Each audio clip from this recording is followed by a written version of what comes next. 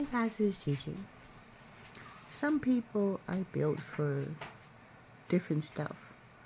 Some of us are A-type personalities where we can get so much done, where we have a common focus and a goal.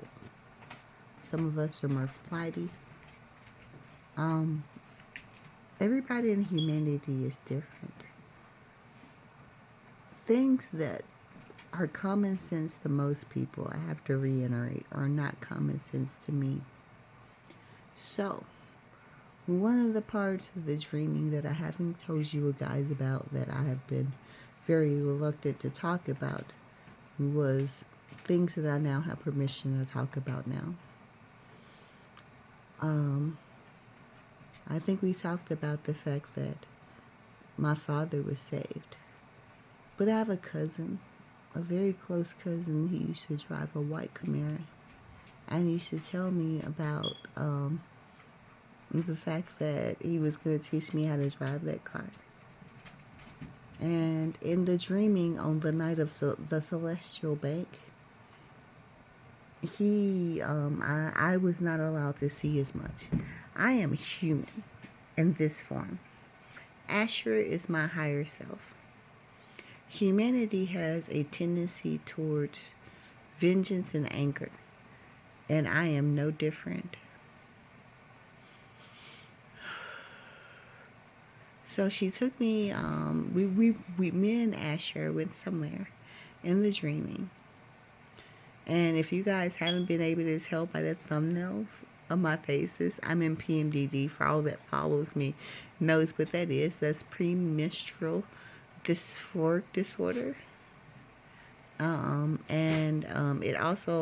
It just makes me wear everything I'm feeling on my face and causes me to make the most stank face and give the worst side eye. But that's neither here nor there. What we're going with is the dreaming. So, the first part of the dreaming in that particular situation, I've been working with fire a lot in the dreaming, working with it as far to bring it forth, manifest it better in order to do battle. And so I was trying to manifest fire, and I manifested fire, right? But I thought I had manifested a big fire, a roaring fire. But when I went to go look around the corner of this fire I manifested, it was a hearth. It was a fire hearth, like a fireplace, full of a roaring fire.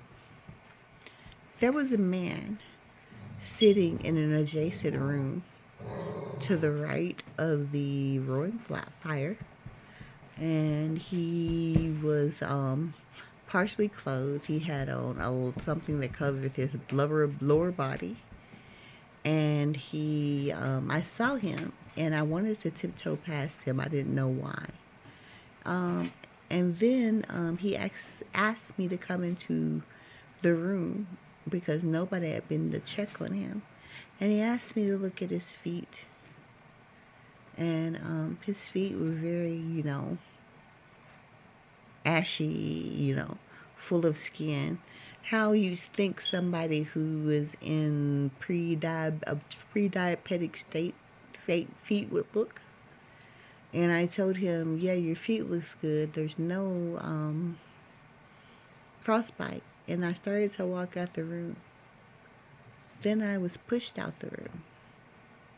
It was never meant for me to be there. Well, I guess that circumstances I might have been meant to be there, because when I put the Camaro together with the vision of who I was seeing, I knew exactly what was going on. I did not know that someone I loved so much had become a pawn in Elliot's game, but I should have known. Shoulda, woulda, coulda, dulda. What does it fix anything? It's like what was that monkey with Mufasa? That bamboo. He slapped him. It was like, it's in the past. It's in the past. I can't do anything about it. What I could do was help the future, and I did.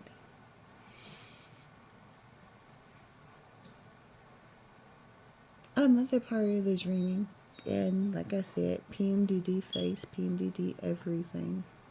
I was traveling with Asher, and Asher, um, I was supposed to be a passenger and not the primary driver. But we went to this classroom, and these children were learning some of the most advanced. They weren't children in my eyes.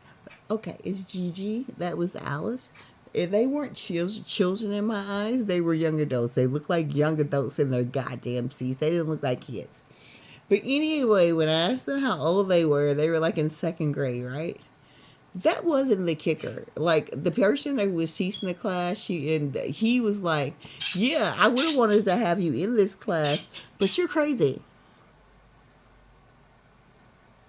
Okay, shut up, all of you, shut up.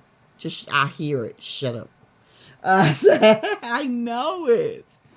That's the thing. But when I'm in PMDD, to call me crazy is to call me useless and unworthy. But from Mata's point of view, from Asher's point of view, she was talking with a friend that made a joke. My humanity and my lack of self-control keeps me from manifesting as much as I want to over here. The more I can learn to control my initial gut reactions to situations, the better I will be at manifesting what I want in this world. Manifestation doesn't happen with anger. Manifestation doesn't happen with the tears or pain. Manifestation happens with truth. When you're willing to look yourself in the eyes and say, this is who I am, this is who I want, and this is why. And then you figure out if the universe is going to bow down to you in this lifetime, or if you're going to be bowing down to the universe. This story is long. The parts of the book that you guys are being presented with are very vague. A lot of the situations discussed there are not discussed in great detail. You don't hear my small myota of the horrors because I did not want this book to be focused on horrors.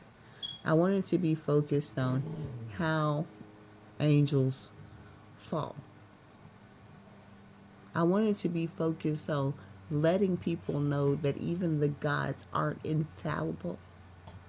We all come short of perfection. And that children do not come out of penises.